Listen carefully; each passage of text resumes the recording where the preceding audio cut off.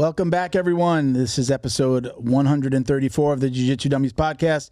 We're brought to you by Black Belt Digital Marketing. Anything you need to build your business on or offline, website design, Google Ads, graphic design, even printing, we can absolutely help. Check us out at Black Belt Digital Marketing on Instagram or our website, bbdigitalmarketing.com. You can request a free review of your online presence today. My name is Milton Campus. I am a black belt training out of South Florida. We got Bo and Christian behind the camera. Say hello, guys. Hola. Hola. Don't forget to like, comment, download, share, click that subscribe button. We'd really appreciate the support.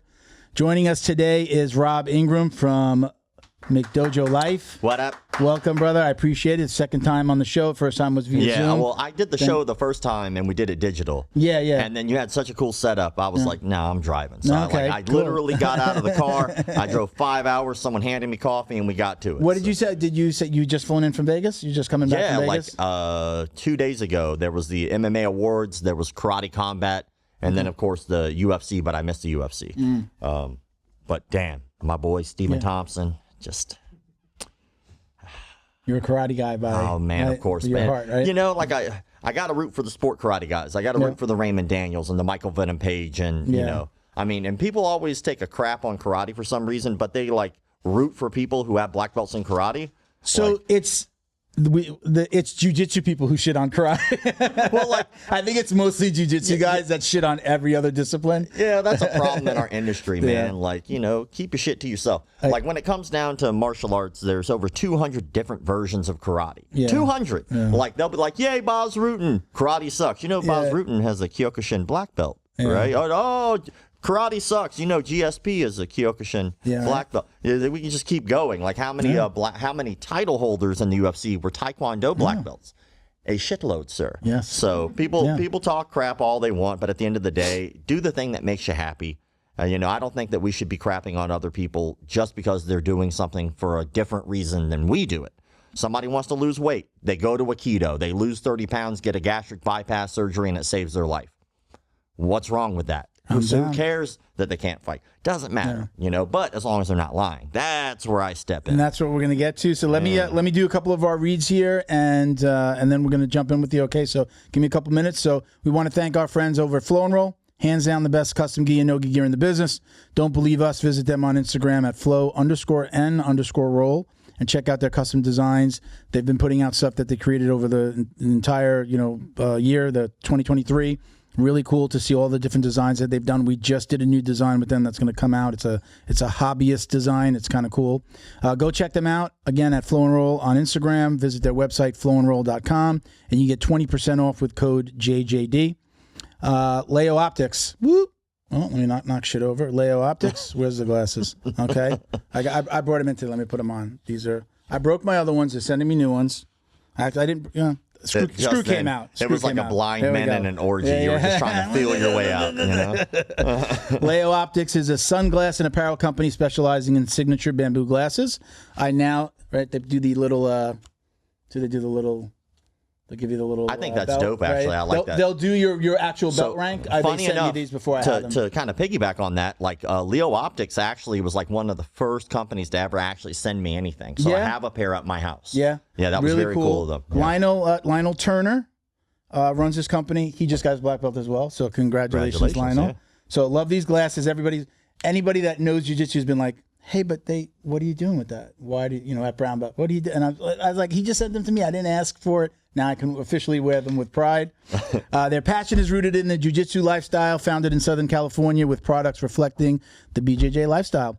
Check them out at leooptics.com and use code JJD for 10% off. And all the sponsors that we're talking about today, if you go to our Instagram, you've got the little link tree. Click on the link. It'll give you a drop down and you can get to all ththese guys. Thank you to BioPro Technology. This is a bioidentical alternative to human growth hormone. I do take this stuff. Take the quarter sleep at night. I take the regular one in the morning on an empty stomach. It's been amazing. I've actually seen a difference. I tell everybody I'm a walking boner now. Oh, yeah. At 50, not a bad thing. Working good. To be a single walking boner now, a divorced walking boner, it's not a good thing. Yeah. So Yeah, also, you don't want to take that before a kid's class, you know? Like, it just makes the hugs awkward. Bro. We'll get into that. I do take both of these. So what is it helping with? Anti-aging, metabolism, libido is really what it's helping for. And honestly, one of the things that I was really looking for, again, at 50, immune system, skin, cognition, as well as sleep and stress relief. All of this with no needles, no side effects. You can check them out at bioproteintech.com. You get $30 off with code JJD on their regularly priced kits. Okay? All right, that's it. Rob. Me. Welcome again, brother. I appreciate you. Thank you for reaching back out. I'm excited to talk about your book, to tell us a little bit more about that. But, man, where do we start? We had you on when I think it was in the teens. I think like episode 18 or something. Yeah, it was way back in the day. It was I was doing it in my house. I was in my house at our little bar stools. You were on the TV screen. We did it ESPN style, which is very cool. It was actually a really dope setup. Like, and I was kind of kicking myself that I didn't just drive down. And you offered then to. And then, I don't know if that was was it the beginning of COVID? It was. I know when I was in that house. Before. It was right before COVID was coming around, which sucked ass during COVID. You know, but now that's done for now, I guess. Or do they just put the pause button on? And, you know, like, we'll isolate you all again later, just for now. That was a test. Yeah. And the first one was a test. You know what really sucks is like during COVID, you know, you had to wear the masks. And I clearly have medical issues. You can look at my face, son. And so, like, when you wear a mask in Florida humidity, it's like being waterboarded. So I couldn't breathe. So I went to Busch Gardens for the very first day they opened back up. Okay. Very first day they opened back up after COVID. And, of course, they still had the mask guidelines. They only allowed X amount of people in the park. And I can't breathe. It's hot. Yeah. So, like, I go sit down someplace, and some lady walks up, and she's walking past me, and I'm holding the mask on one ear, you know, like just so I could breathe, and I'm put it back. Well, as I do that, and I go to put it back, the lady's like, put your mask on. And in my head, I was like, if we weren't at a child theme park, I'd be like, bitch, I can't breathe. Yeah. But I waited. I was like, okay. I waited for her to walk away, and then I went to go breathe again. I shit you not, she walked back around the corner to tell me to put it back on. Yeah. Like, but she got real close. If you were this concerned about this major issue that is bothering you, why are you so close to me? That will never, my opinion, it'll never happen. It'll never go down that same way in this country again. I mean, it's just too much. Now everyone's going to be like, like, fool me once, all right? You're not going to get me on. I was, if you want to call it lucky, I blew out my knee the day before I was actually quarantined. You know what? It kind of was. If there was a time to blow out my knee, it was the day before I was actually going into quarantine. Like, it was official. I think it was like March. It was just like my company that I was working for at the time was just like, we're staying home. We're going to work remotely. So for the majority of that time when it was like you really had to mask up, I was working at home. I couldn't train, so I wasn't wearing the mask. And I left I was, got Instacart, and I'm ordering I didn't have to leave the house. So I was very rarely in a mask. My wife never stopped working. So she was in a mask every day. She's like, I love it. I don't have to put on makeup. I put on my mask and go to work. She was in a mask. I don't know how you do it. When I would put it on, it would I got to rob so many liquor stores. It was just a free-for-all. You walk in, no one's like, why is that guy in a mask? And I'm like, give me your money. And they were like, oh, you got me. We didn't see that coming. Right? Isn't it crazy? Back in the day, you saw that, you'd be terrified. You'd be like, why is this person in my store right now? All shady. When I do see somebody wearing a mask now, I'm just like, it's sort of like outside. Walking down the street. Hey, I say you in the car by yourself. I say you do you. Just don't make me have to do you. Like, I wanna live my life. You could do whatever you want to do. Just don't force me to do anything. Like, I felt so bad. Like, during that time, I was doing free business consulting for martial arts schools, free, because so many had no clue how to pivot because of all the rules and regulations, and most had no clue how to utilize digital marketing, social media. They had no clue how to do any of that, and so they were about to tank. And so I was just like, all right, guys, my job is useless if all of you close. I got you. Free consulting. And I was spending 8-9 hour days just doing consulting back to back, an hour a piece for different schools. Do you feel like before COVID, I'm like a blue belt to purple belt, maybe at the time, maybe I was a purple belt already.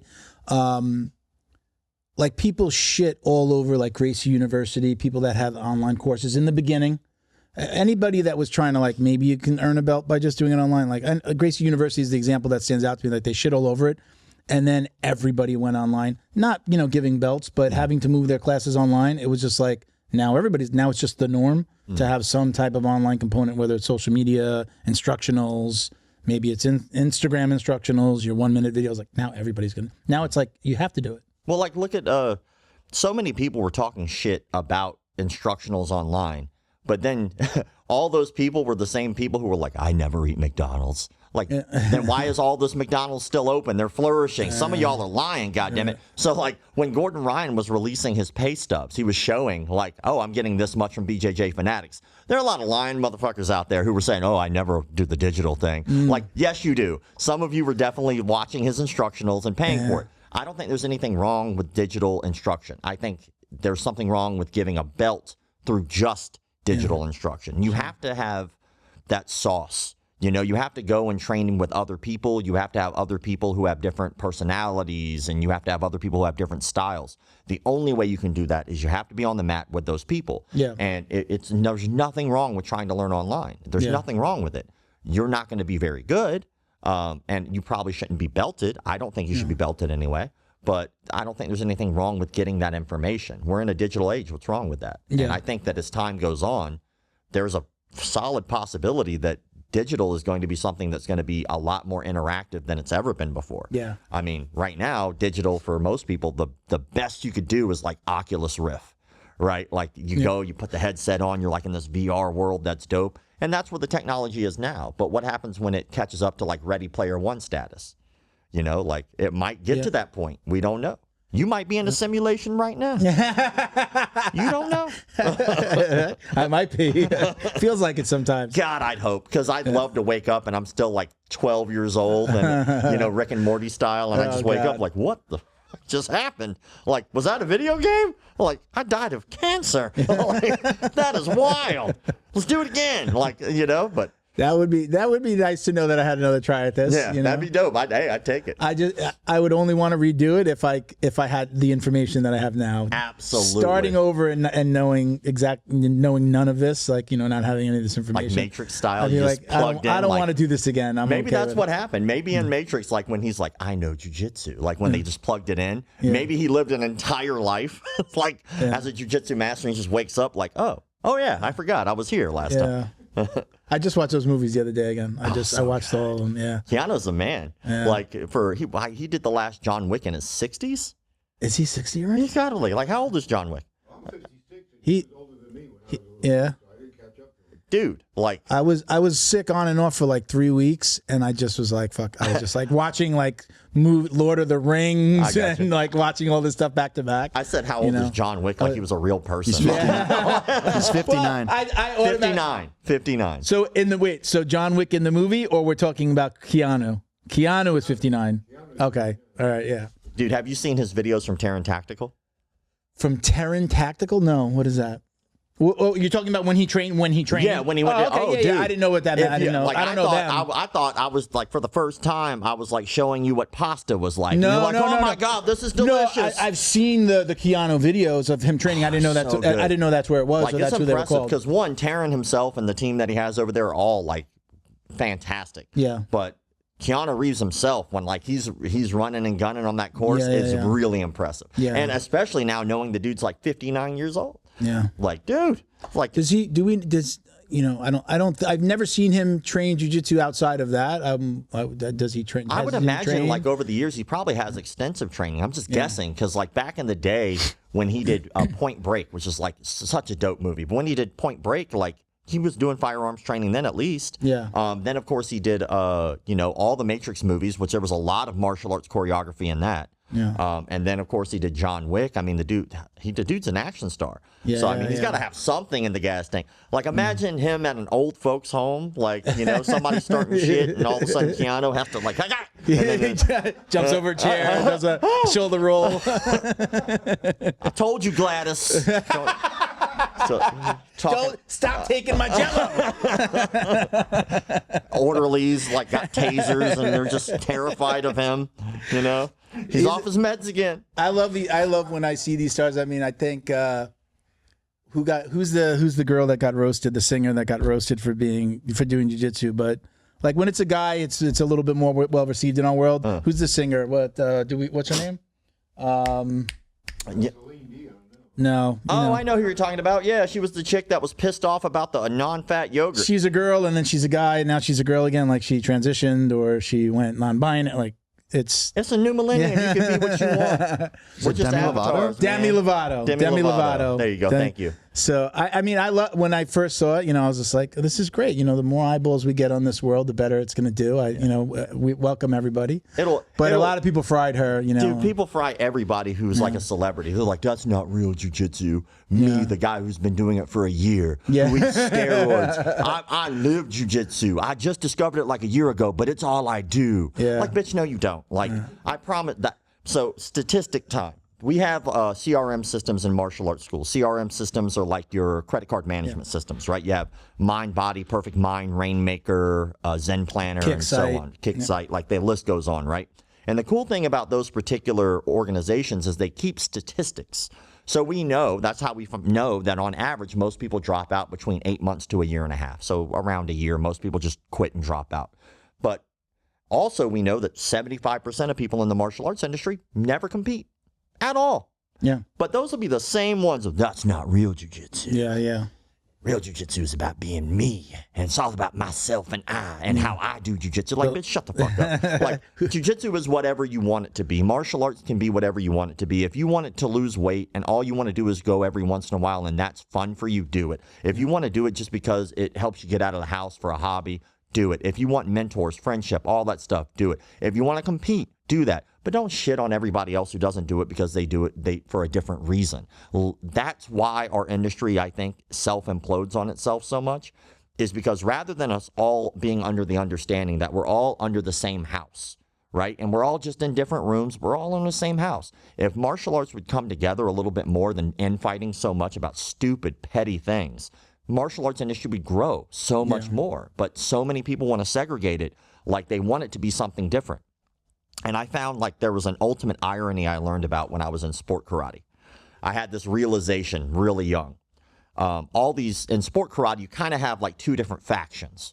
You have the people who do kata and like weapons and forms. And then you have the people who do sparring, whatever the sparring is, right?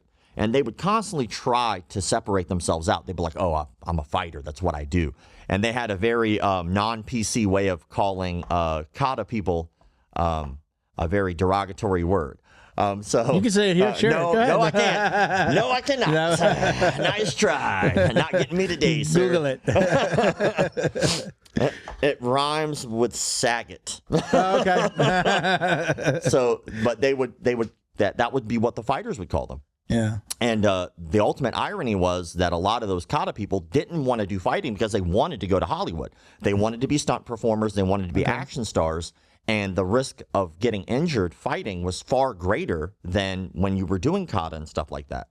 And so, ultimate irony, you have people like Caitlin Deschelle, Matt Emig, people like that who become stunt performers, like major stunt performers in Hollywood. Taylor Lautner, he started off in sport karate, right? He'd be doing his homework on the side of like the ring, getting ready to go up, right?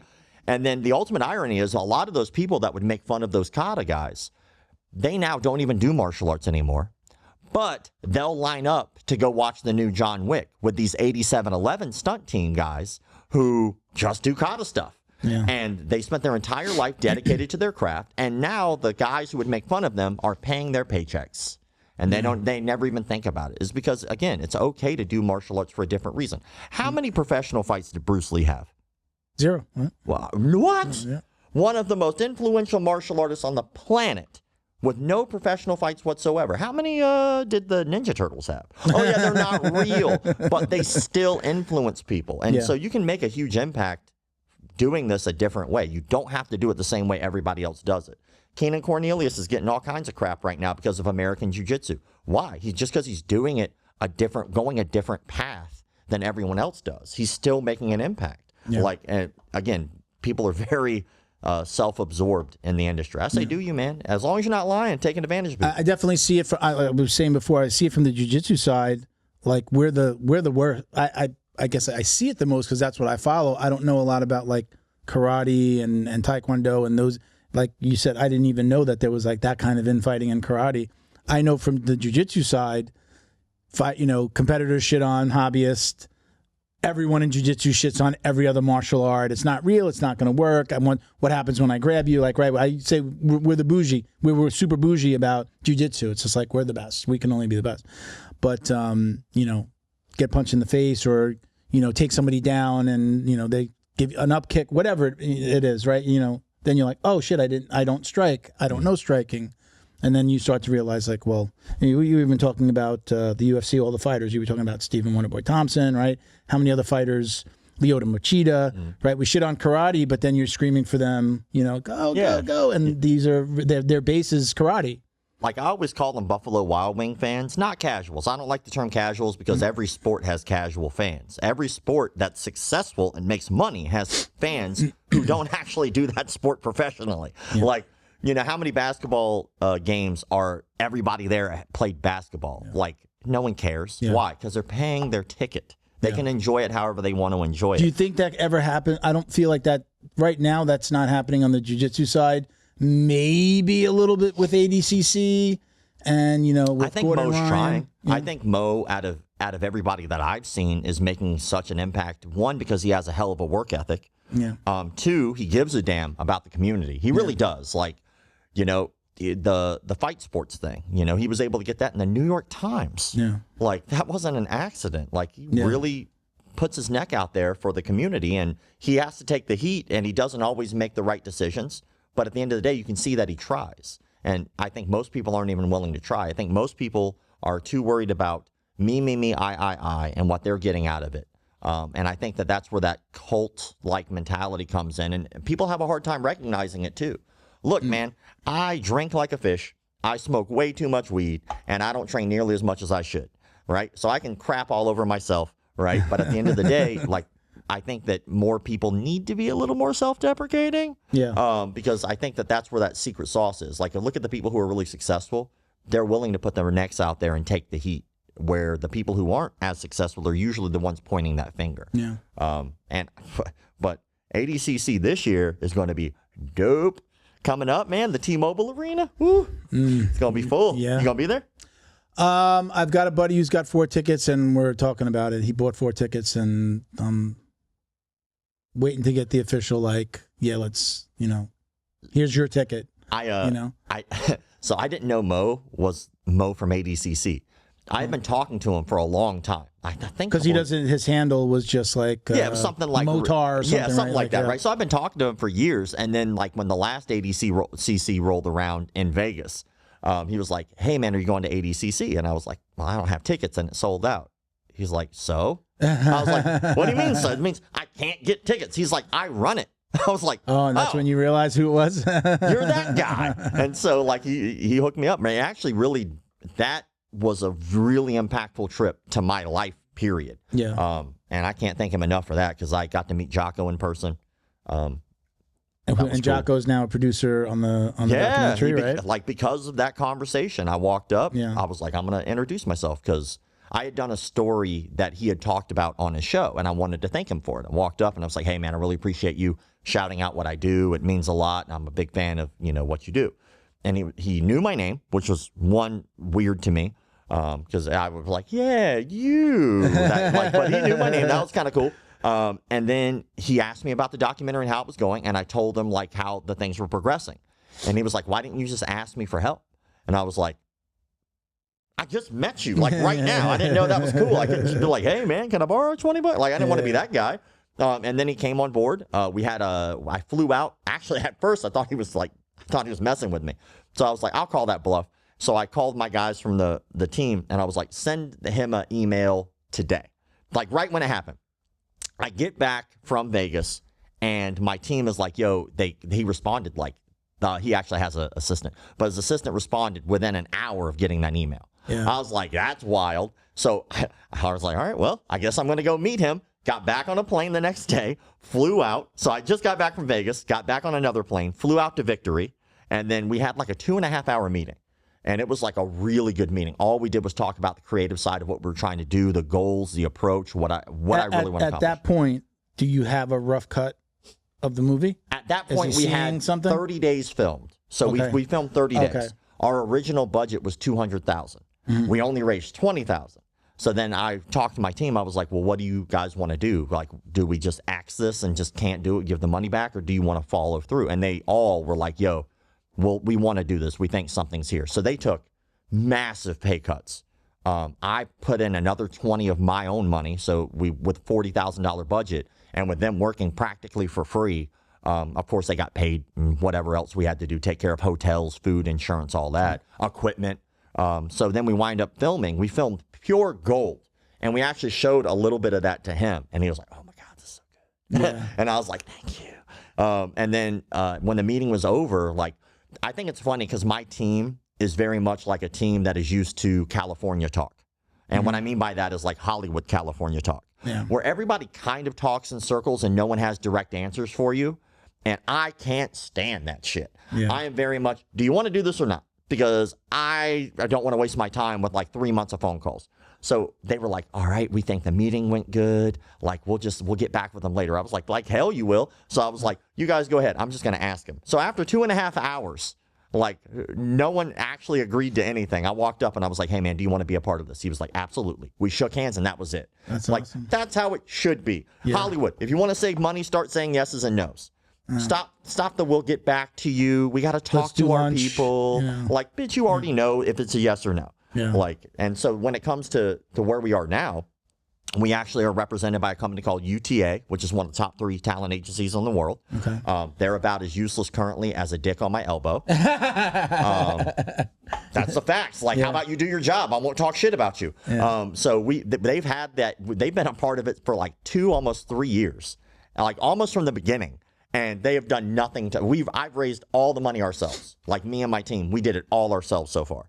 And is that what are they supposed to be trying to get funding? Yes, absolutely. They should be trying, but they don't care. It's on like to them, they don't care. So that's all right. At the end of the day, they'll probably help us seal a deal, or they'll probably help us like actually get paperwork done. But as of right now, they're doing jack. And if you didn't want me to say that shit, you probably should have done your job. And then we are talking to a company called the EO Foundation, and we think we're going to pass. Like, they offered us like $500,000. And for our new current budget, it's like 700 and something thousand to do what we wanted, which is go to Indonesia, go to the cults, go confront the frauds. Like, that's how much it was going to cost total. And then we approached them, and they were so gung-ho. They were like, yeah, man, we can't wait to do this with you. So they sent us over their proposal. We had a conversation, and they wanted full creative control, and they wanted full business control. Right off the bat, they tried to make it so that way our director and our lawyer couldn't be in the meeting, in a business meeting. I'm like, so let me get this straight. You want to fire my director and one of my lawyers before we even signed anything? All right, who's that director going to be? They're like, we can't tell you that. Then what? Then why would I take anything you're saying seriously? Like, well, we're worried that you're going to actually go out and you're going to get another director. Or you're going to steal him from us, is how they said it. Like, oh, we don't want to say it because then you might just reach out directly. Like, clearly we don't want to get rid of our director.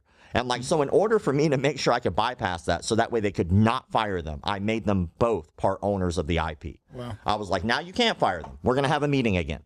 Like, now let's talk. And then they just keep, one of the things they wanted to do was they wanted to have, one of the stipulations, if they gave us the money, was you have to make a storyline. You have to talk about children who don't have fathers, like fatherless children. Like, you have to talk about that in your movie. I was like, that's dumb as shit. That makes no sense to what we're trying to talk about. It does not make sense. I was like, that's a different movie. Yeah. I was like, we're willing to talk about like issues if they are a part of it. Like, for instance, child abuse. That's something I talk about relentlessly on this page on McDojo Life. I talk about that. It's something that's in there. If you want to talk about that. And the funniest part of the email was, we're willing to discuss other topics. That one just doesn't fit. And their response was, you guys don't seem to be willing to talk about this. And so we emailed them back, like, the screenshot of where it says, we're willing to talk. Like, why are you making this shit up? So they've been, at this point, kind of a nightmare. And to be honest, if they don't, like, we're still kind of in negotiations. But once again, I told them right off the bat that I would be open disclosure to anyone who asked about this shit, how we were treated. And it's nonsensical. So let's go back. So when you did, it was like post-COVID, you were able to get back on the road, right? Yes. So you started filming. Well, you did. People forget that do some filming. Yeah, right? people forget that COVID lasted like 2 years. Yeah. So like to give a timeline for anybody curious, because I know a lot of people do ask about it. Miss your morning routine, Bio Pro.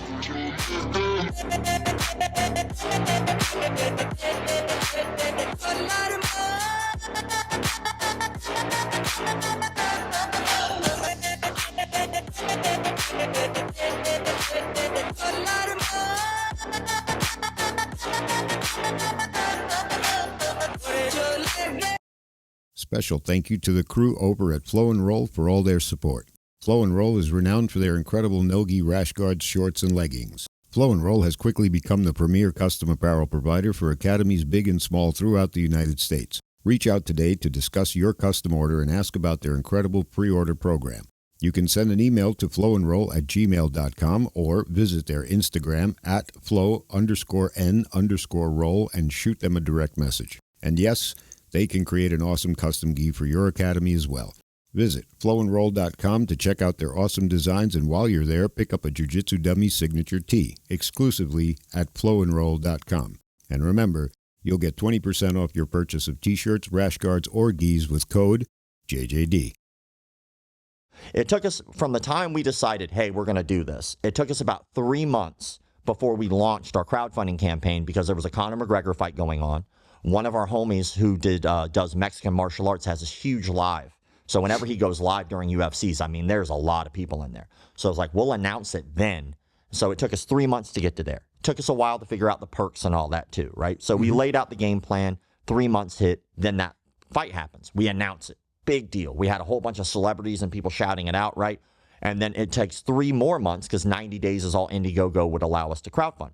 Okay. So 3 more months of crowdfunding. We only raised $20,000. 2 reasons. Both sucked. One, some asshole decided to take, once he saw that we were doing that, he decided to take a shit ton of my clips, right? And you can see my logo is in almost every one of the things that he posts about. And he makes a YouTube video and he calls it a documentary about fake martial arts. It's not. It's a YouTube video where he does simple voiceovers over all my clips, right? Okay. So I was like, if I didn't want to help the industry, I would have sued the shit out of his ass. Because it did cost us. Like that video. He presented that as the a doc. No. The doc? He didn't present it as that documentary, but the timing of it was using my logo, my copywritten material, to post it and to basically pretend that he's doing this documentary when it really wasn't. It was a very short YouTube video. But that thing got like 9 million views because he was piggybacking. Like, and at the end of the day, the most important thing to me though, even though that sucked for us financially, it's okay because at least more people got to see that this is a thing. And that's the whole point of what I do. So it's like half of me is pissed, but the other half of me is happy that so many eyeballs got to see it. But I was like, all right, fuck it. Like, well, that's okay. And then another thing that hurt us, I guess there was some guy who was trying to do a jiu-jitsu documentary about just the red belts in jiu-jitsu. And it was like maybe a year or 2 before we decided to try to do ours. And I guess that guy stole a bunch of people's money and disappeared. And so we were getting comments all the time like, oh, this is just like that documentary. I'm like, I don't know that guy. Like, we have no affiliation. How does that work? And so, and you very clearly, I would assume, have a much larger social media presence and standing in the community than that person. Yeah, and then like one of the main things that was so important to me was I wanted to make sure that I was very clear. I go live every Monday, Wednesday, and Friday. I let anyone join the live that wants to talk about anything. Very transparent. I tell people exactly where we are in the documentary, even though it's a grind and it takes forever. And then I have a whole page on Instagram called McDojo Like DOC, and it's just dedicated to talking about updates and what's going on with the film.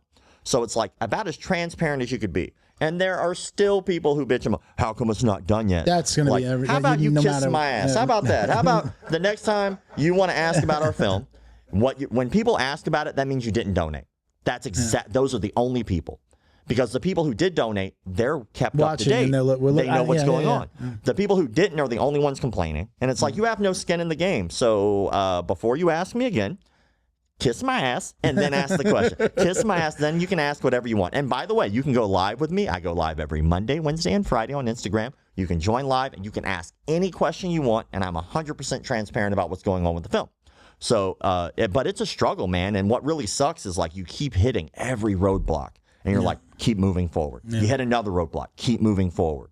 And then you do that and you're fighting for the community in a way that like, they don't get to see all these no's that we get. They don't get to see all these meetings that don't go the way you want them to. They don't get to see the struggle. And then you go online and you keep getting people as much updates as you can. And then you have some random douchebag like, what's going on with the documentary? Bet you're not going to do it. Again, kiss my ass. Like, I'm working real hard for this. Fat guy at a computer, chips all over his shirt, like, on the computer. Then, like, at the end of the day, I understand, because it'll make it so much sweeter whenever it does get done, because I do have an update, actually, if you want. Go ahead.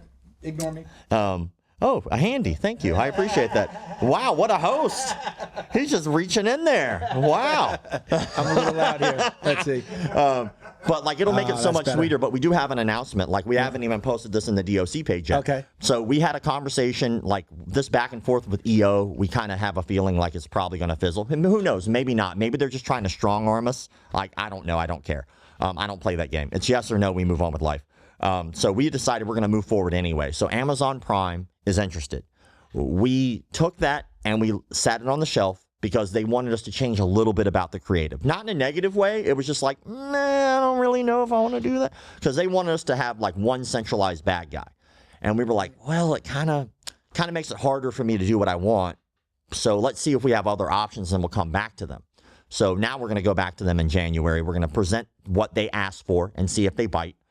If that happens, that means we get the full budget that we want. That means that we're able to get a distributor right there with Amazon, which would be incredible. People get to see the film, and we get to have everything in there. We would just have one centralized bad guy, which is fine. And if that falls through, we're just going to move forward with the budget that we have. So we've made a hard decision that we are moving forward. We're going to give it one last shot with Amazon just because they did leave the door open. We're going to talk to them. If no, that's cool. We move on with life. If yes, I mean, we'll make that announcement ASAP. So that's like where we left it before the holidays. How do you choose the biggest dirtbag to make the focus? Is that a meeting and a vote? Oh, dude! Is there one huge, humongous dirtbag that was easy to choose from? I don't know, man. Like I don't know if you want to get sued while I'm on this thing. So like the industry is full of them. But the one that I can't tell you who it is. Yeah, you don't have to tell us. I'm curious about the process. So it's like, was it everyone was like, yeah, we're doing it on that guy, or was it like we have to figure out who's the worst? Well, calling out frauds on the page first, and when I started McDojo Life, you have to define what the issue is. Mm-hmm. So I started looking around the internet, and I found like Bullshido forums, which at the time was like the only thing really discussing that topic. And shout out to them. I mean, great job on having a platform at that time. But what I noticed is the issue was it was a forum, so everyone's just kind of talking about the same rhetoric. And I would say probably more than half of the topics were about things that didn't matter.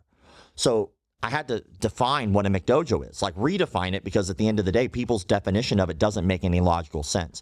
People will complain. They go, oh, that guy runs a McDojo. He's just giving out black belts in like 2-3 years. Mm-hmm. And then I go, well, BJ Penn got his black belt in like 3 years. Oh, that's different. Well, is it only different because he does something that you do and you just have a bias? Like, if we're going to say that there's a standard here, there should be no exceptions. If there are exceptions to that standard, then that means it's a guideline, not a rule. So I can't use that to define it because there's so many different arts that have so many different guidelines. So, okay, we're not going to talk about how long it takes to get a belt. Okay, well, how about skill? I'm like, okay, well, skill is subjective. If I go against this person who's a black belt and I go against this person who's a black belt, they are not going to have the same skill level.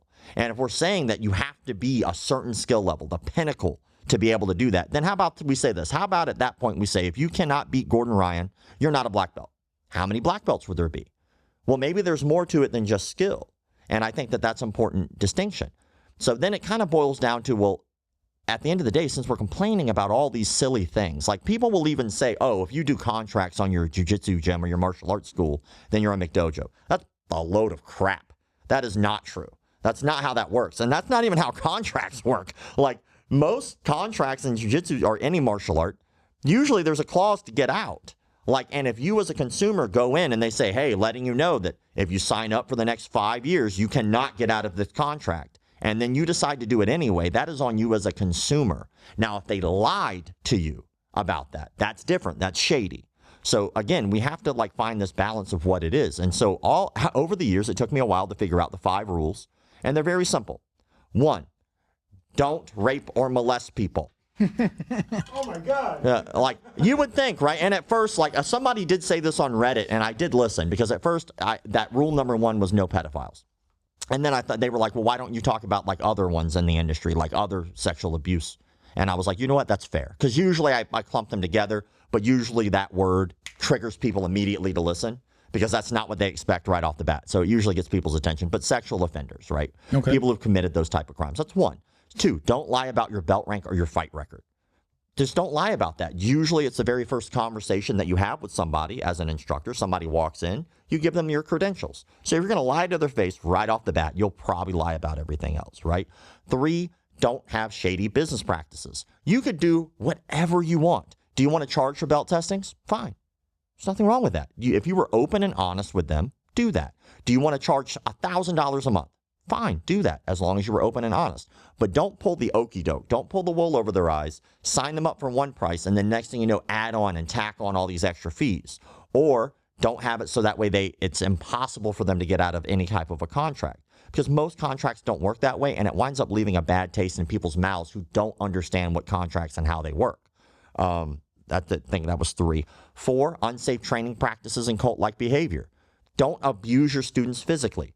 I don't think that's hard to do. I don't think there are even things in jiu-jitsu that are like that.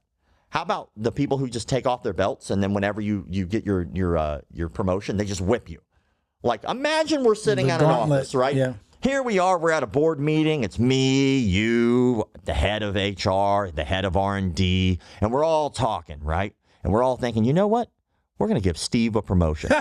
And Steve comes in. Hey, Steve, come on in, brother.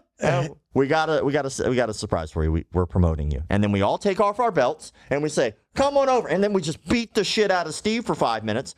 You would think that was psycho. But for some reason, people can justify it in their mind. And so far, the only people that could justify that being sane are, to me anyway, so far. I'm not saying that's the case always. I'm sure someone now will be like, well, I think. Man, fuck you. But anyway, so most people, the only people who tend to justify that action or that behavior are people who have done it. But that's how cults work. You can always justify the action because, well, now I feel stupid if I had to do it. Like, it's okay to make a mistake. It's okay to do something and look back and go, man, that was really fucking dumb. We were all teenagers. Like, I'm sure there are plenty. We can all say, that was pretty dumb of me. So, or you see a lot of this in the Middle East where they'll have someone stand there and the coach just tees off on their head, right? And they think that that's conditioning them. That's not how your brain works, homie. Yeah. Like, it's just hurting you in the long run. So, unsafe training practices. And then the last one is no-touch knockouts and mislabeling. So if you go to a cardio kickboxing class and someone says, hey, you're going to learn some basic punches and kicks. We're going to teach you proper form, but you're not going to be a real kickboxer. You're not going to be a world kickboxing champion. This is probably not going to really help you much in self-defense. Maybe a little because you're going to learn mechanics, but you're not going to spar. You're not going to hit mitts. You're just going to hit this bag and move on. You might lose some weight, though.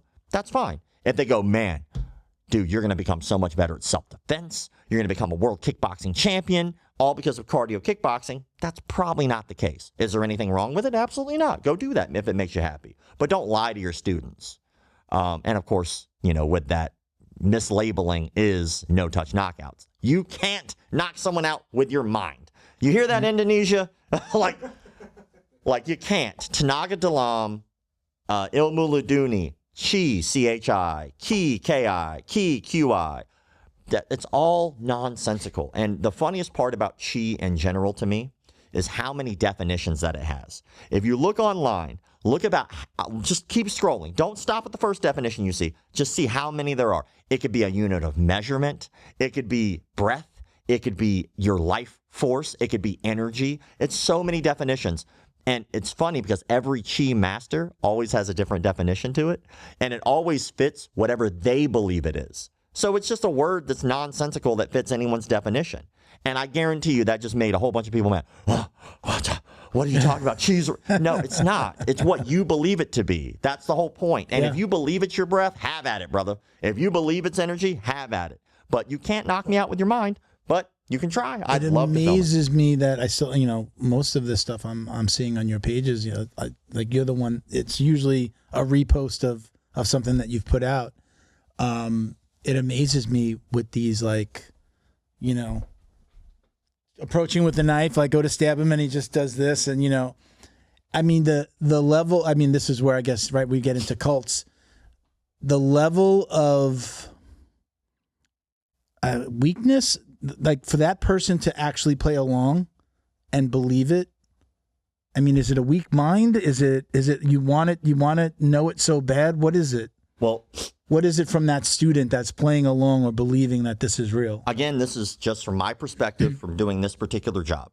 So I've been in martial arts for 26 years. I've been doing McDojo life, period, for the last decade.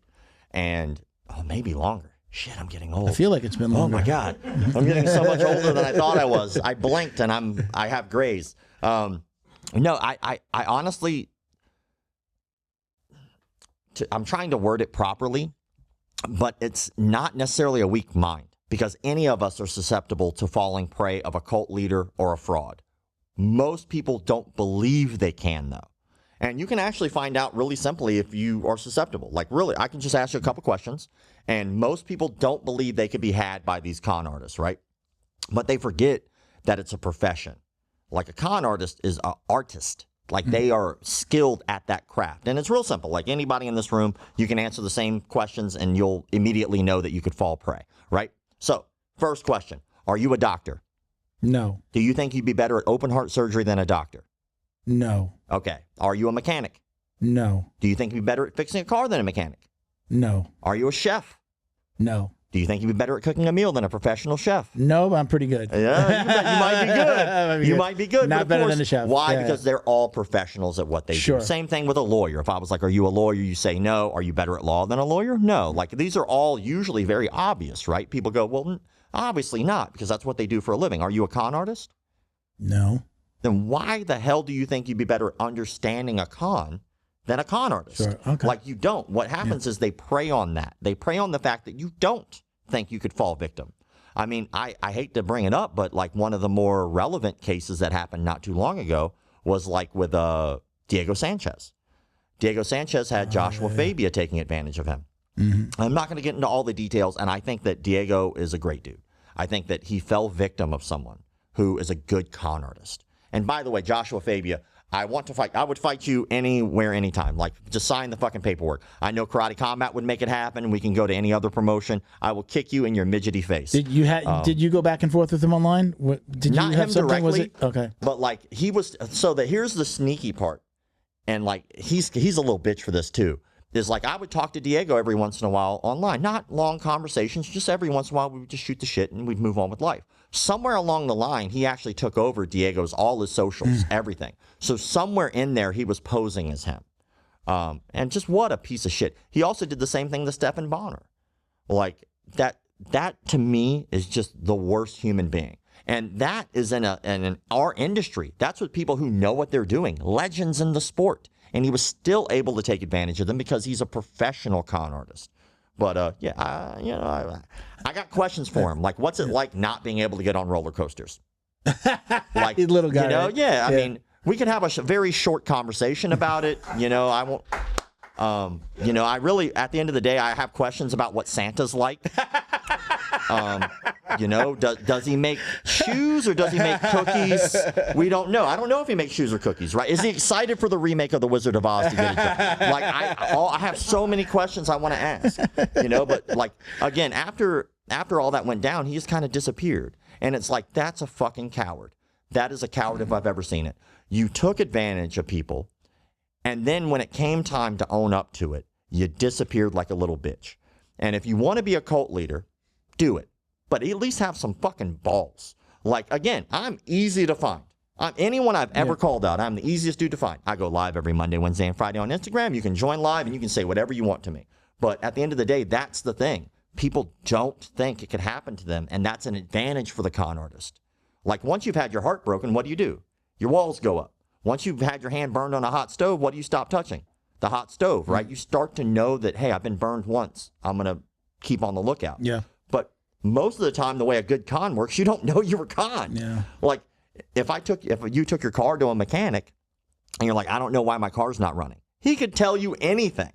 Like, well, you see, your washer fluid needs to be replaced, and you need this, and you need that, you need this, you need that. The flux capacitor's going. All you know is when you turn the car on, it worked after you took it there. You don't know if they're gouging you or not. You would never know. Like, you just know the car works now. So that's like, again, a good con artist is going to be so good, you're not going to know you got conned.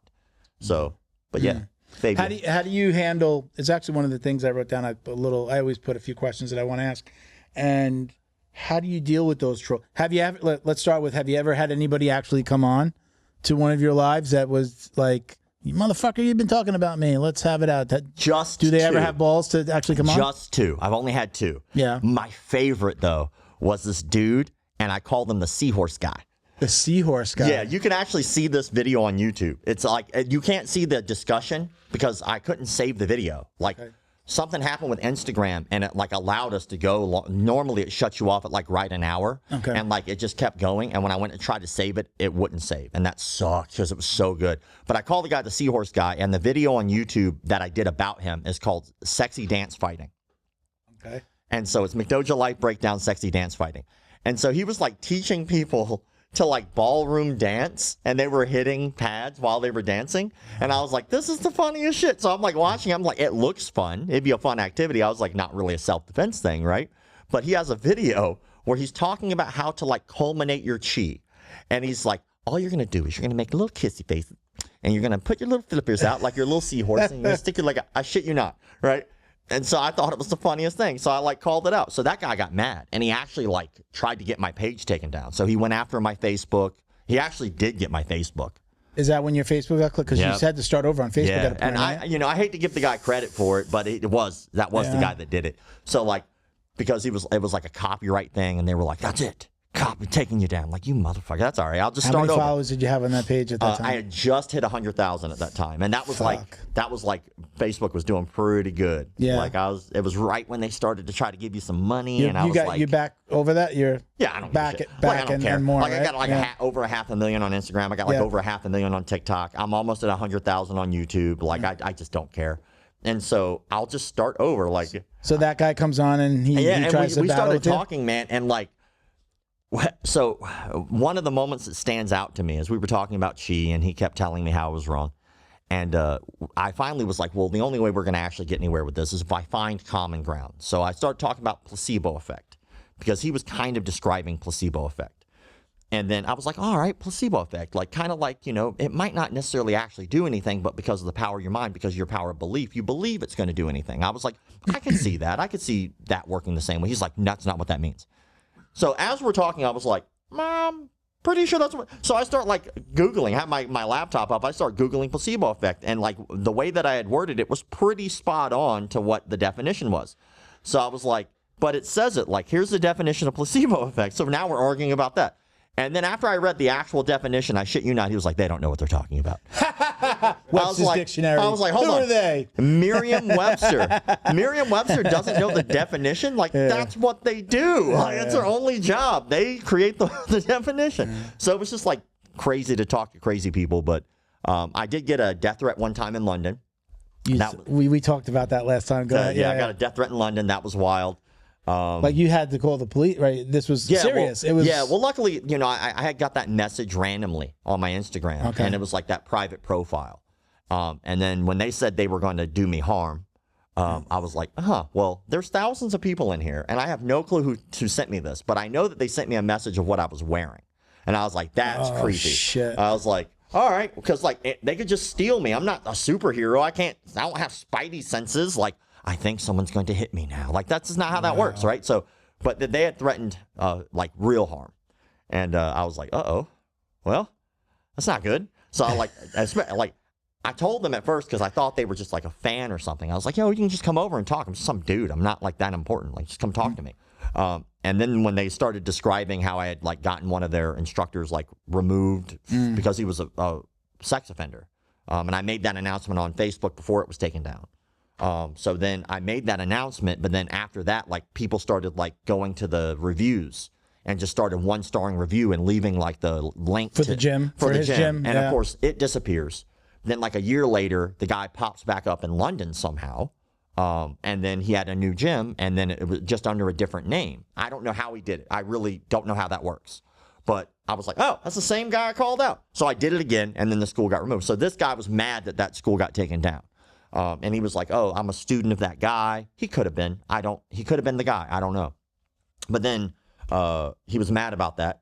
and threatened basically to kill me. And I was like, well, he probably could do it now. Like, if I have thousands of people in this karate or this taekwondo tournament. How am I supposed to know which one it is, right? So I wind up going to the off-duty police officers there, and I was like, look, this is a message. They're like, there's nothing we could do, but we can just walk you to your car. If he kills you, let us know.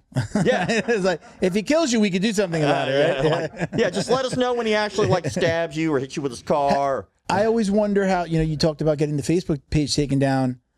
Are you dealing with that on a daily basis with copyright strikes, or like, would you just understand the process of how to do it right now? I understand the process better. Like, people all the time are like, why don't you just tag these people? I'm like, because I did that. And when I did that, like, it's just basically saying, hey, you should copyright strike me, please. Yeah. Like, that's not how it works. So, like, basically adding, leaning harder into the fair use helps a lot. Like, understanding, like, if you take that content and you kind of change it, it's a little easier. You're commenting over something or reviewing something, essentially. And so, like, luckily, because of like the logo, that helps a lot because it's kind of like that scarlet letter. Like, it's like, hey, I'm branding your this logo. Something different. Okay, all right, okay, I see. Yeah. Then, of course, like making commentary or putting music over it or changing the speed or the pace. There's a lot of different tricks that you can do. But, like, people are so full of shit. Like, you'd be amazed how many people are like, oh, man, I wish I knew the information to that gym. I'd go down there today. I'm like, oh, well, actually, I did a whole breakdown about that on YouTube. All their information's on our YouTube channel. Like, there you go. To this day, like, I've been doing this over 10 years now, right? So to this day, no one has ever gone to any of those gyms I've called out. Zero. So, like, all these people who were talking all that crap in the comment sections, you're not going there. Yeah. You're full of it. You are not going. Like, there's a couple things people don't get about dojo storming and why I'm against it. One, you can get trespassed. So you can walk up to their gym, fly, get the hotel, plan the whole thing out, and as soon as you walk up to their gym, they could be like, nope, I'm not letting you in or I'm calling the police. Yeah. Oh, well, damn it. Well, that's not a very good video. Or they let you in, but they could trespass you off the property at any time. So they can get you in there, and then the moment you start getting good stuff, they're like, you got to go. They do not have to allow you to film inside their facility. And if you do film without their permission on their property, you can get in legal trouble for that. If you say publicly that you're going to go there and dojo storm and you're going to go fight this person, now you've committed a premeditated crime if you've hurt them. So, like, people are really dumb. Yeah. And, like, they think that it's just this fantasy martial arts kung fu movie. Like, this is the real world. And just because you beat someone up does not mean that you somehow are breaking the cult.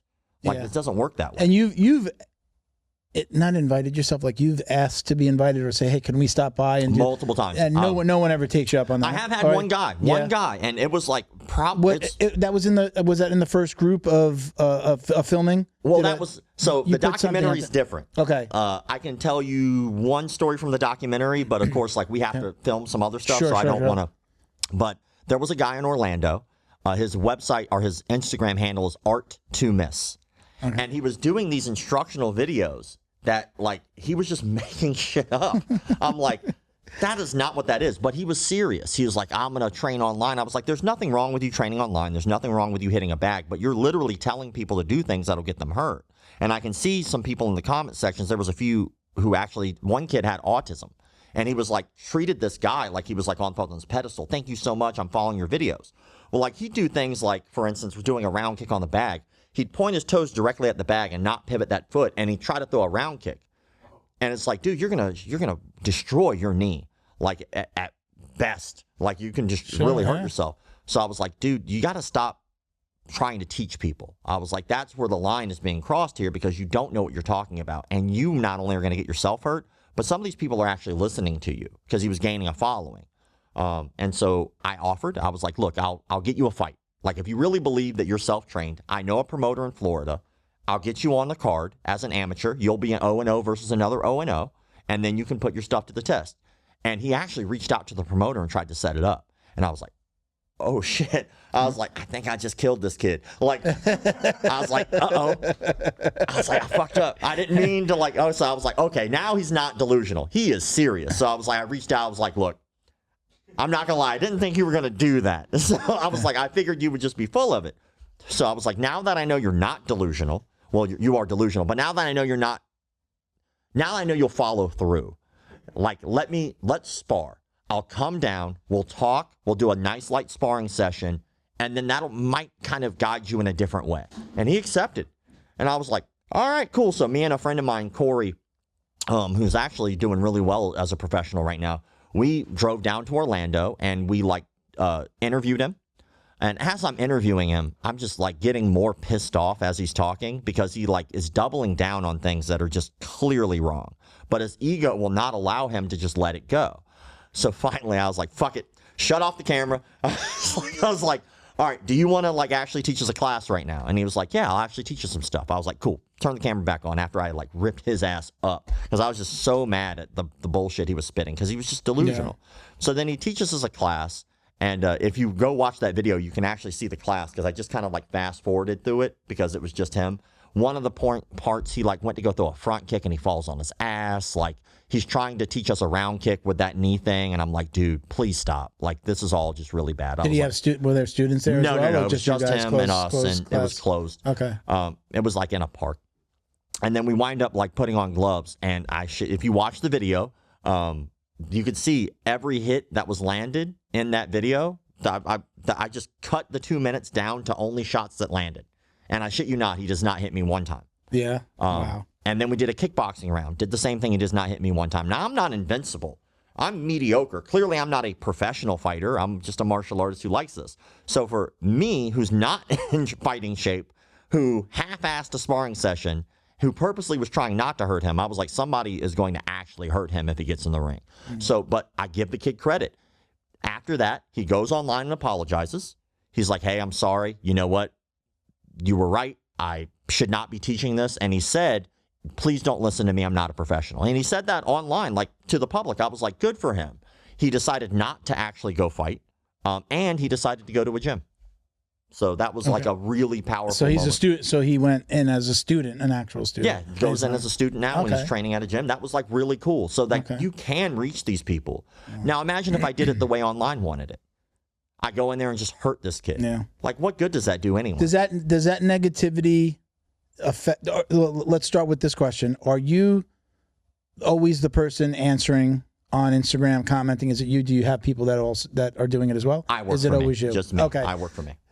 Does that negativity ever affect you? As thick of a skin as somebody can have, there's sometimes the name calling, watching the comments between other people. Does that affect you, or are you able to? Is there like an armor on you now at this point, and you're like, it doesn't bother me? It affects me for sure. Yeah. I can't sit there and pretend. But the stuff that affects me isn't necessarily those comments. The stuff that affects me is the things I get sent. Like there's so much that I can't post.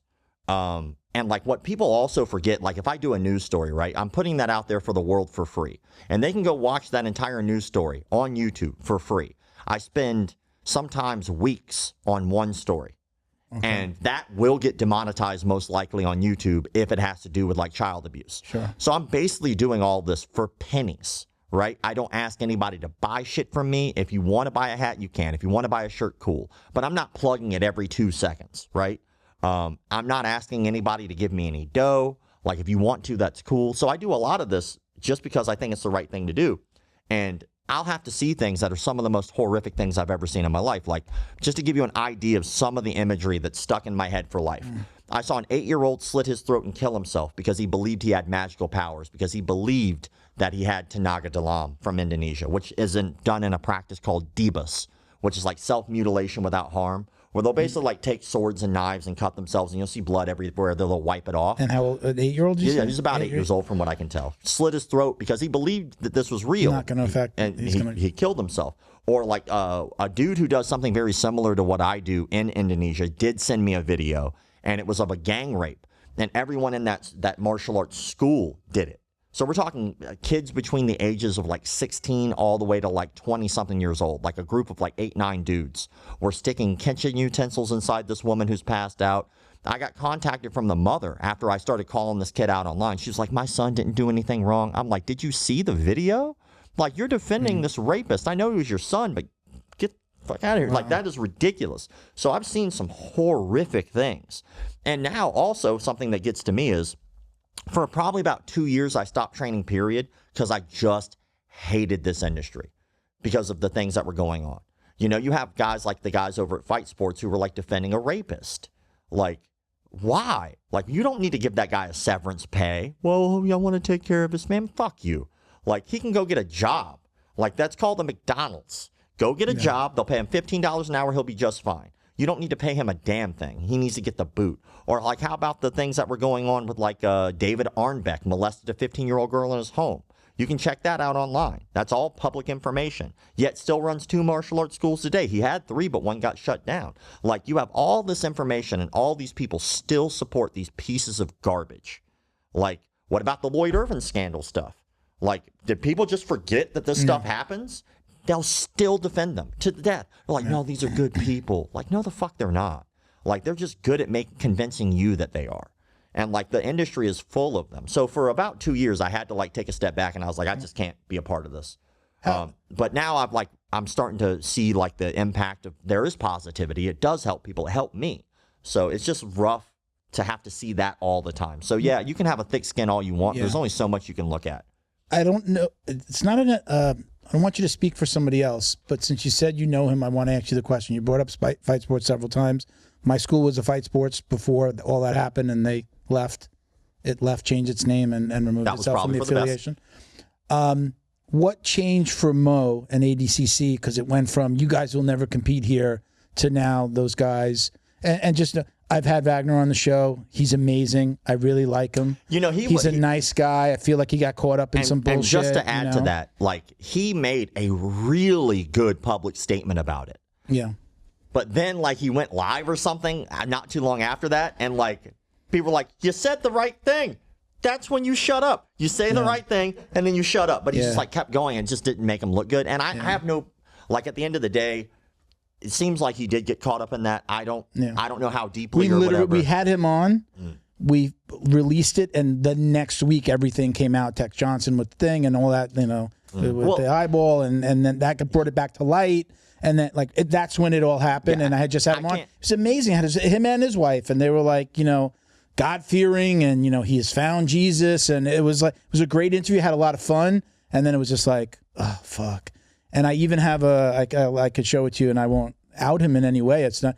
I have the message from him, like, apologizing to me, and I think he was like apologizing to me, almost like apologizing to the jiu-jitsu, to the community. Like, I'm sorry that I put you in this position, because we just had him on, then this comes out, and I was like, you don't really owe me an apology. I kind of feel like the world is like sees that you got caught up, and I said this to him, like, I get the sense that people are waiting for you to back away from fight sports, and that would be the ultimate, like, mea culpa. Like, I was involved, but I see how this is bad, and let me walk away. And that, and we had a couple of back and forths on just an Instagram chat. I still have it saved, and then that was it. But go ahead. I can't speak for Mo. Yeah, I don't know. I don't agree with the decision. Yeah. I'll let you know that right now. But I already told you I don't agree with him about everything. Okay. I think that, to me, Mo is a good friend. Yeah. But we don't have to agree about everything.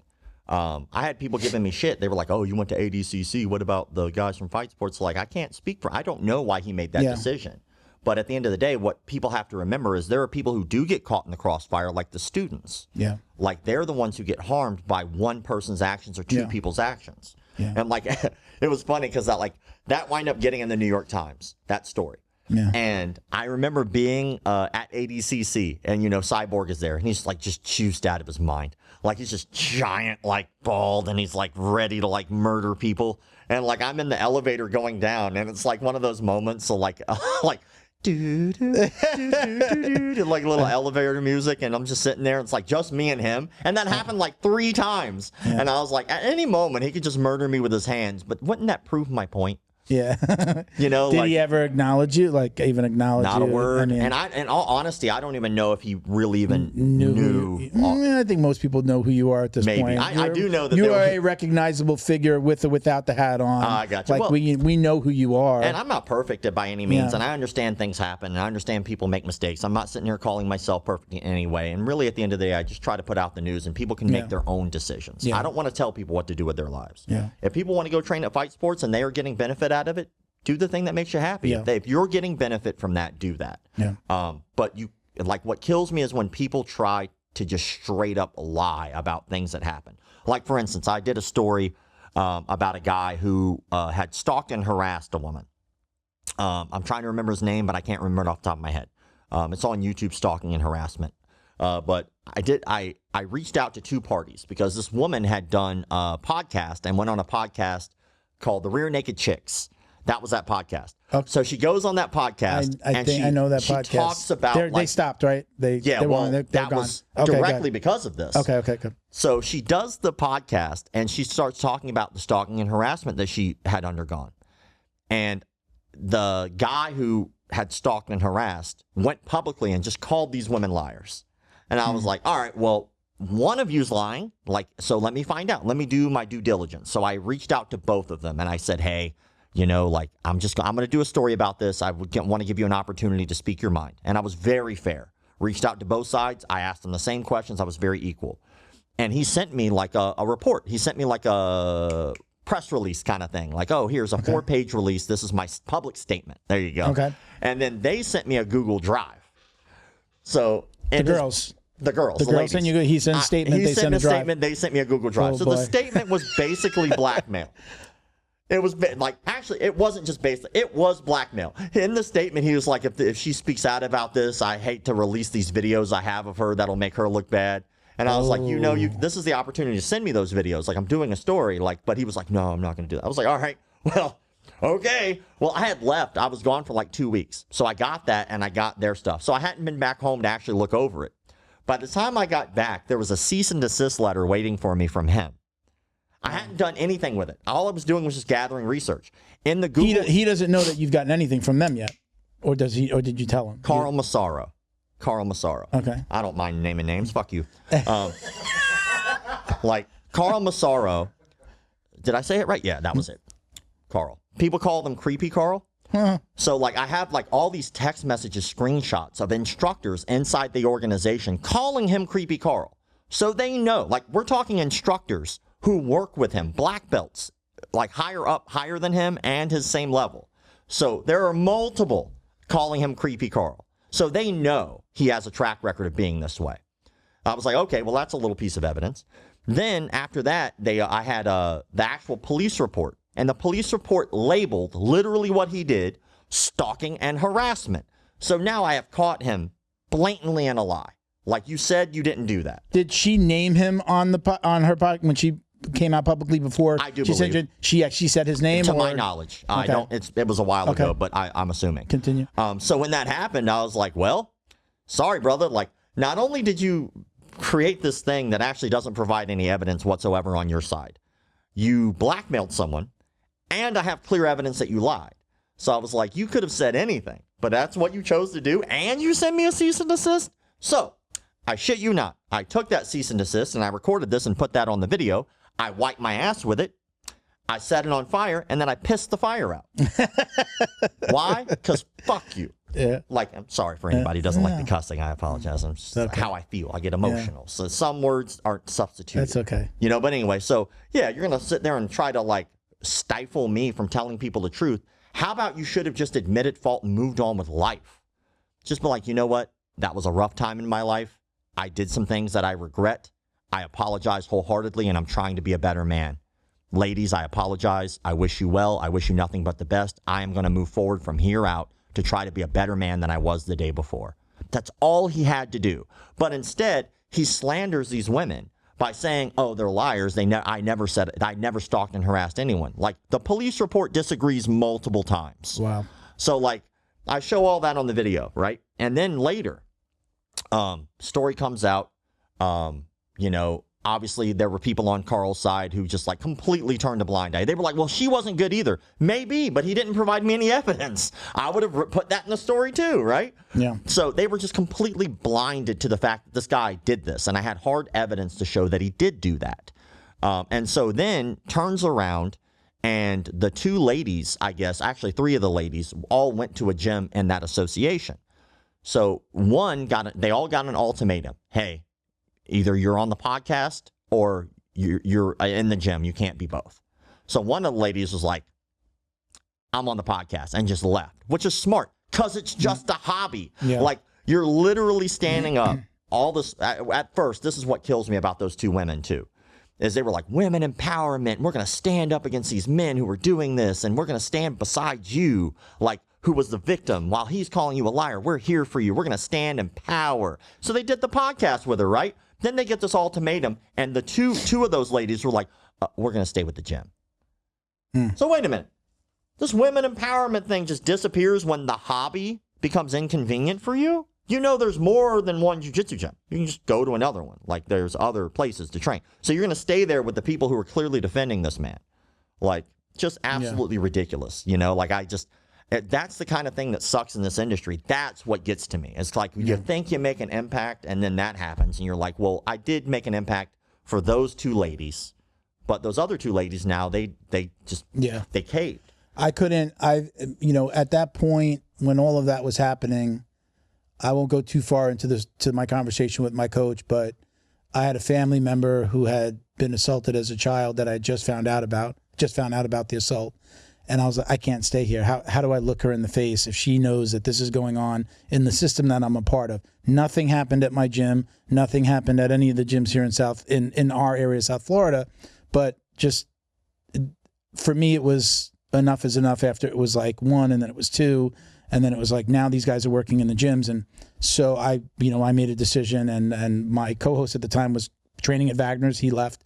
And then my coach, wound up leaving and switching the name. So I also want to say, I say all of that, and the students do get caught up because it's like, what do you do? I still have people from Fight Sports that come in and train at my gym. No one was cut off. The name changed. No one was cut off. Some guys still come in with their Fight Sports gi on.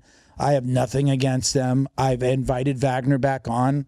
It's like, you want to come talk about this? Yeah, I'm here. For sure. He's not an enemy. You made a bad choice. I'm not crucifying you.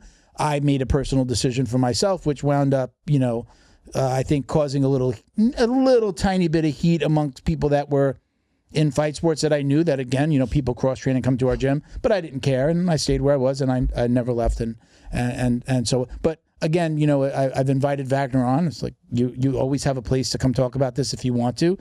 You got to talk about talk about this. Like, you're not going to come on and we're just going to talk about jiu-jitsu. Yeah, of course. We have to talk about this. If it like was now Austin or in 5 Powers. years. Like, remember Austin Powers when he meets that guy who has a big mole? And he's like, moly.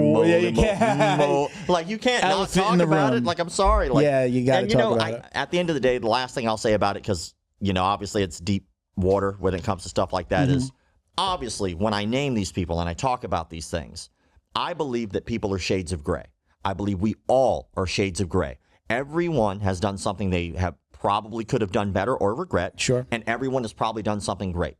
If someone cures cancer and they raped 5 kids, they still cured cancer, but they still raped 5 kids. Yeah. So, like, you can't sit there and pretend that people are either black and white. We're not. Yeah. Like, I'm a big piece of shit too. Don't get me wrong. Like, I can't wait till one day I fuck up, and then when I do, I'll do a McDojo breakdown about me. Promise you. Like, one thing about me is I'll burn the house down with me in it. Yeah. Like, because at the end of the day, it's not about me. It's about making sure that people just have that information. Have you ever been in a situation where you're like, this, if I do this thing or I get caught up in this situation or go to this place, I'm making a bad decision that could reflect poorly on what I'm doing, right? Every time I go to like any place public, dude, like, you know how many people I've gotten death threats from? Like, I have I usually walk around with my backpack, but I felt like I probably wasn't going to get popped out here, but my backpack has like a bulletproof vest slip in it. Oh, really? Yeah. Like, somebody's going to take a shot one day. Yeah. Like, again, you'll just be proving my point that you're a big asshole. But at the end of the day, like, I get death threats all the time. Like, I don't take that lightly. Like, some people will follow through. Now, I'm saying right now, no one has attempted yet, but I've gotten what I feel probably close. Yeah. Like, I was at oh my God. So I'm at the Martial Arts Super Show. It's like a more karate based, but I think it should have been bigger. So I'm walking in one of the hotels, and they have like this long hallway, and the hallway was like on like a kilter, like very slight. So like I see a guy at the end of the hallway, and I recognize him. Somebody was talking shit online, and I was like, well, I gotta walk this way anyway. Let's see where this goes. I was like, hopefully someone films it. So like as I'm walking, right, this guy, like from the way the hallway was, looked massive. I was like, oh shit. I was like, this sucks so bad. I was like, that dude's gonna hurt me. So I was like, fuck it, let's just keep going. So I keep walking, but like the way the hallway was, It was just because of the angle of the hallway. So as we get closer, she starts getting shorter and shorter and shorter. So by the time we actually met, I'm like looking down, and like I think he felt the same, because he had like this look in his face, like, oh, I'm gonna rip into this dude. And by the time he got to me, his whole face changed, because like I think a lot of people assume like I'm a really small guy, because like most of the time that's what you see. Yeah, you're right? only seeing the. But I'm like 6'1", right? 200-pound dude. Like I'm not like a little guy. Like I'm not, I eat my Wheaties, So like, we wind up talking, and we just had a great conversation. All that shit he was talking online, and when we met, he was just really nice guy. Yeah, really? It's like most of the time, like people are pretty chill. We used to call it back before the internet. I did a lot of sales. We called it the telephone tough guy, right? Real tough when you're just on the phone. Fuck you, stop calling. I did like sales, so I was like cold calling people. Yeah, and they were like, "Fuck you," But we were like, "Oh, telephone tough guy." Like this guy could be like 4'11". 100 pounds, wet with fucking rolls of quarters in his pocket, but he's talking a big game like, I'm going to fucking kill you, And plenty of people can kick my ass. Yeah. If you're out there and you're like, I could fuck that guy, probably. You can beat me up. There you go. You win. Don't care. Like, that's not the measure or standard of, to me, what a man is. Yeah. Like, is that an important skill to have? Absolutely. But I treat martial arts like swimming. Like, there's a time and a place where discipline, or I'm sorry, my words just beat each other up there. Yeah. I'll start that over. All right, so situation dictates technique. Right now, if I were to try to swim on the floor, I would look like a moron, because that's not where you swim. The water is where you swim. So the situation dictates that I walk or run, right? Martial arts is the same way. You don't just go walking around beating the shit out of people. That would make you an asshole, right? That doesn't mean that you're a great person. That just means you have this ability or skill. Go to any jail on the planet and meet tons of people who could beat up people, right? That doesn't mean that anything about you other than you have a skill. So when it comes down to people like trying to pick fights and shit like that, look, man, I pick fights with very specific people for a reason. I pick fights with the frauds, the con artists, the rapists, the pedophiles, the frauds. Those are the ones I go after. If you think you can kick my ass, you win. Congratulations. Yeah. I have no beef with you. I don't know who you are. So that happens all the time. Yeah. Man, I fuck you up. Okay, cool, you did. Oh, man, I lost. It sucks. My ego. Before, I don't want to, we've got time, and I apologize that we didn't bring it up. We got into such a good conversation. Let's talk about the book. If you want to grab, you got a couple behind you. Tell us about the book. Where, what was the thought process? Why did you write a book? And just, tell us about, in general, what the book's about. Yeah, well, so I wrote Senseis Bars and Scars. Funny enough, a lot of people, again, don't know that I have like a pretty extensive martial arts background. You've been training since you were a kid, right? Yeah, so about 26 years now. Okay. And when I was a kid, I started martial arts because I got jumped by a group of kids because I was born with a cleft lip and palate. Sure. And so I was different. I got picked on and teased all the time. It came to a head when I was in 8th grade. I was getting picked on in middle school or in the gym class. And they told me, hey, when you get out of this class, we're going to beat you up. And they were not wrong. They beat the shit out of me. And so they beat me for 5 minutes. And the only reason I know it was 5 minutes is because they beat me from bell to bell. And that was a 5-minute gap. Wow. The whole time, 2 teachers stood there, watched the entire thing, did nothing about it. I got stabbed with a pencil, too. Like, I still have, funny enough, I don't know if you can see it. Like, are you serious? Yeah. A little discoloration in my finger because a kid went to go stab me with a pencil. I was like, and he stabbed me in the hand. Yeah. It was a brutal beating. How old are you now? Like how many years ago was this basically? So 26 years ago. 26 years ago, wow. So, and then so I'm laying there bleeding. My glasses were busted. I'm all cut up. And then I saw a pudgy figure walking towards me. And it was an acquaintance of mine. And he had been doing martial arts for a while. So he comes over, he picks me up. And we don't say really much. He walks me to the nurse's office and he hands me a free trial class card. And he goes, you need this. That's all he said. Yeah. And so I took it, put it in my pocket, went home that night. And I asked my mom, I was like, Mom, I'd really like to do martial arts. Is it okay if I do this? And she said, maybe. And my mom is not a maybe person. And so the next month I come home for my birthday, get out of school. I rush in the door and there's a box and a cake. And I open up the box and it was the only present that I had. And it was just a piece of paper. And I'm a little kid. I'm like, what the fuck is this? You got me paper for my birthday? That's bullshit. So like I open it and she's like, read it.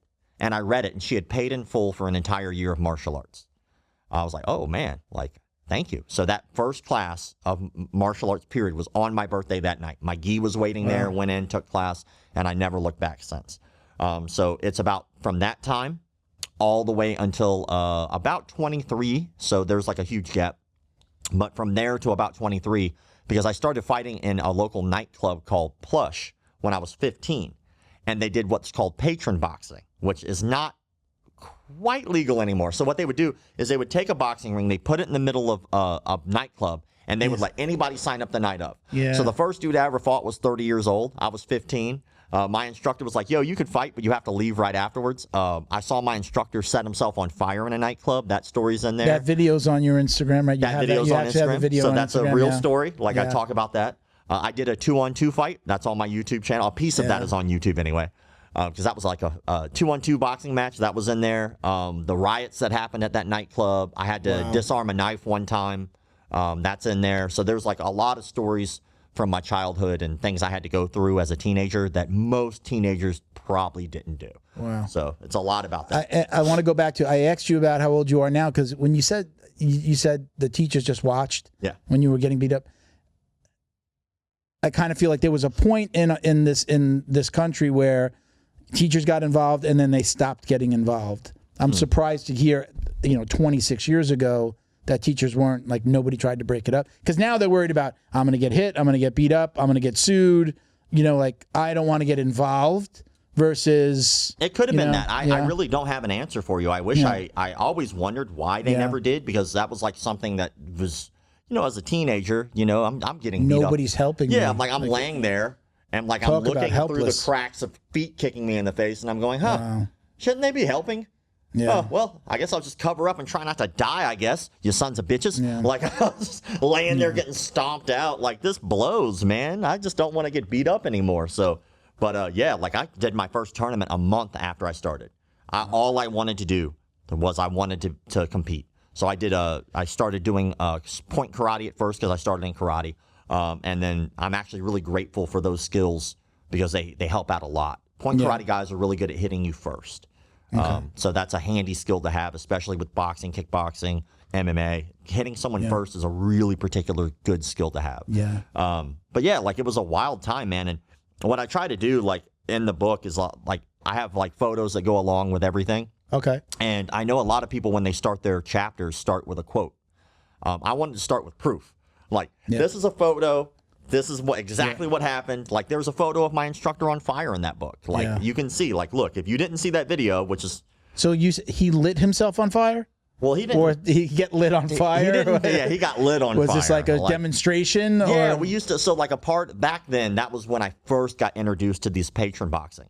There was a guy named Bruce Chambers who used to run this place called Club 5 in Jacksonville. And he was the guy that kind of, like, was the forerunner in town for doing this.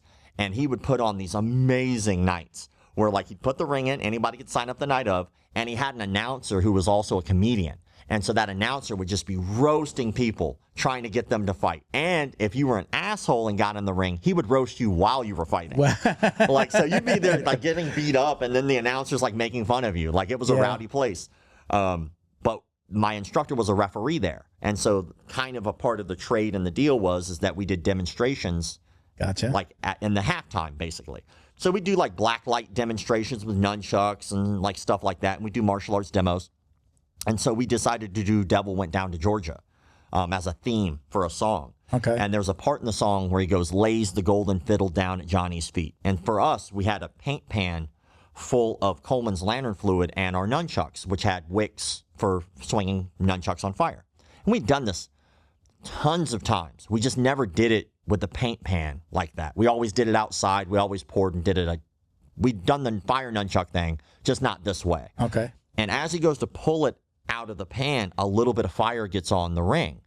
Well, his number two, his best friend, head black belt, goes to stomp out that fire. Well, when he does it, he accidentally kicks the paint pan, and it just hits Lee, all of it, which is a miracle, to be honest, because there was a huge crowd behind him. So it's a miracle no one else got lit on fire. It was just Lee caught all of it. And then you can see him just, like, dive over the ring rope. He hits the table. The paramedics were already there because there was a fight night, so paramedics were already there. And, like, it's not funny because, like, it was a horrible thing. Is he badly burned, or did it get put out right away? So they thought, like, what the paramedics had told him was, like, when he asked the paramedic, how bad is it? When he was on fire, like, after they put him out, he's like, how bad is it? They were like, it's the worst I've ever seen. And so it was bad. He thought he was going to end up like Freddy Krueger, which was his words. he thought he was going to lose fingers. And so he was like, thought his whole career was over. But like, as they're putting him out, there was like some guy behind him with like what had to be like the strongest alcohol ever, like Everclear, one, like something strong. So as they're putting him out, he thinks, oh, I'll help. And he tosses it on him, and like his leg goes back up. And so the one of the paramedics, because Lee was really close with all the people who worked there, and the paramedics were there every night. That paramedic turned around and just decked that down, bow, right in the face. And the guy apologized after he got hit. He's like, oh my God, I'm so sorry, because he knew what he did. Wow. But yeah, like luckily that Lee had a full recovery. You could not tell that he had burns at all. He had a couple skin grafts on his legs. But other than that, like pretty much 100% recovery. He was swinging fire like maybe a year later. Really? Yeah. Oh God, I'd like, never want to touch fire again. Oh yeah. Like his wife was not about it, but you know, but like, you know, I give him credit, man. Lee was a super charismatic guy. I dedicated the book to him and my mother, the one who got me into martial arts and the one who gave me like a real love for martial arts. And you know, he was always a dreamer, and he was always somebody who wanted to do more and better and bigger. Is he still with us? No, he passed away of cancer a few years ago. Okay, sorry. But, you know, I'm grateful that I had that opportunity to have such a open-minded instructor who wasn't one of those, like, our way's the only way. He was always like, well, let's see how it goes. Let's work on that. Like, if it works for you, do your thing. And that was, like, really encouraging environment. That's awesome. Yeah, he was a good dude. I told you when we were on the phone, I don't read a lot. I'm going to read this. I appreciate that. I'm going to read your book. I'm usually more of like a get on the road, go on a trip, and then throw an audio book on. But I'm going to read this, and I'm going to let you know what I think. And I appreciate that. And I appreciate you coming down. I know it was a long trip. I don't know if you got some time. We can go get some sushi if you want to get some lunch. Yeah, for sure, dude. I do want to say one more thing, though. Like, I don't want to forget, like, this was co-authored by Lewis Martin. Okay. So I want to make sure that he gets the credit's due. Louis also wrote Tom DeBlass's book. And actually, Louis is going to be in our documentary because Louis was a part of a martial arts cult. And I found out about him because he wrote a book about being in a martial arts cult. Oh, wow. It's called That's how you met? Yes. Wow. So, like, it's funny because I already knew Tom. Okay. And then I already knew Louis. And then all of a sudden, Tom's book comes out. And I'm like, oh, dude, you wrote Tom's book? And he's like, yeah, man. I was like, well, want to help me write mine? He was like, all right. Did you already have the idea, or was that like the It was something, I already had the idea and the thought about how I wanted it to go. But really, at the end of the day, like, I am extremely picky. Yeah. Like, with anything that I put my name on or anything that I put my logo on. Sure. And I know that could be hard to work with. And then Louis had to, like, deal with that. And I get it. Like, I'm very particular. It has to be done this way. And, like, with that kind of stuff, I don't ask. Yeah. I'm saying this is how it needs to be done. So I know that could be nerve-wracking, and I know that could be a pain. So, like, Louis deserves a shit ton of credit. Lewis Martin, thank you so much for putting up with my shit. And writing a hell of a book, because we've been getting such good reviews, and I went chapter word by word. Yeah. And if it wasn't, if there was a us instead of them, I made him change it. Like, that's how particular I am. Yeah. So it was very cool to see that he actually gave a damn that much to finish the project with me. Congrats. I'm glad to see the continued success of your brand. And I think we talked about it at the end of the last episode. I'm like, you've turned into like this multimedia brand. This is great. I love to see it. Yeah, continued success, man. And thank you for driving all the way down. Dude, anytime. Yeah. I'll drive down again. Thank you. So we're not going to do our drill down. We don't have time to do the drill down. No big deal. We'll do it next time. But thank you, everybody, for watching and listening. You can check us out at Jiu-Jitsu Dummies on Instagram, on Facebook, TikTok. It's Jiu-Jitsu Dummies Podcast. My personal IG is Uncle Milty BJJ. And everybody can find you at McDojo Life, right? If they've want to know about the documentary, they probably, I think you had to have been somebody you had to donate. You could donate anything. Like, you know, there was one dude who donated a penny, and I was like, I gave him his money back. But, like, you know, if you donate anything, if you've ever bought a shirt, if you've ever donated like a badge on a live, anything, we let you right into the page, because of course all that money goes right into the McDojo doc was just for people that were involved in the beginning, right? That donated. Yeah. But more people can because come in like, and watch the journey. We wanted that to be something that was a perk. To give them behind the scenes, but then we also understood that, like, maybe people later wanted to be in, so we were like, well, if you just donate like anything, we'll let you in, because why not? Like, we'll let you have access. Any other shout outs you want to give? Anything? What else you got going on? Like, as of right now, go check out our YouTube channel. We're almost to 100,000 subscribers. We're at Nice. like 93,000 and some change. Very cool. YouTube is way better than our Instagram, to be honest, because the who, what, why, when, where, all that stuff is covered in our breakdowns, and I get to like roast these people, which is much more fun. I had a little tiny side note about the YouTube. You were going back and forth with somebody on Instagram. Somebody was like commenting on the video, and you were like, "Wouldn't it be interesting for you to get the full context somewhere?" right? It was like, go to the YouTube. You're judging me and commenting on just this post. Thank you to Feito IT and AV, specializing in commercial and residential automation, security cameras, CCTV, POS, and more. Check them out at feitoitav.com or call 305-428-2515 and let them know the dummy sent you. Special thank you to the crew over at Flow and Roll for all their support. Flow and Roll is renowned for their incredible no-gi rash guards, shorts, and leggings. Flow and Roll has quickly become the premier custom apparel provider for academies big and small throughout the United States. Reach out today to discuss your custom order and ask about their incredible pre-order program. You can send an email to flowandroll@gmail.com or visit their Instagram at flow_n_roll and shoot them a direct message. And yes, they can create an awesome custom gi for your academy as well. Visit flowandroll.com to check out their awesome designs, and while you're there, pick up a Jiu-Jitsu Dummy signature tee exclusively at flowandroll.com. And remember, you'll get 20% off your purchase of t-shirts, rash guards, or gis with code JJD. Go look at the I'll look at the story. Like I'll make a news story and it'll just have the headline like every news story ever. Yeah. And then underneath it'll be like brand new McDojo news on our YouTube channel, link in the bio, and people will be like, "What is this about?" Like, They're wonder. commenting without any context, right? If only there was a place where I could get that information. Where would I go? I saw that this morning. I thought it was hilarious. And then people get mad at me for roasting them. I'm like, I called out the pedophile for you. You're welcome. Now all you have to do is click a button, and you're too lazy to do that shit. You suck. You were a terrible human being. Get off the internet. You're the reason it sucks. Thank you for joining us. Thank you. Thank you, everybody, for watching and listening. Peace, love, jiu-jitsu. Us.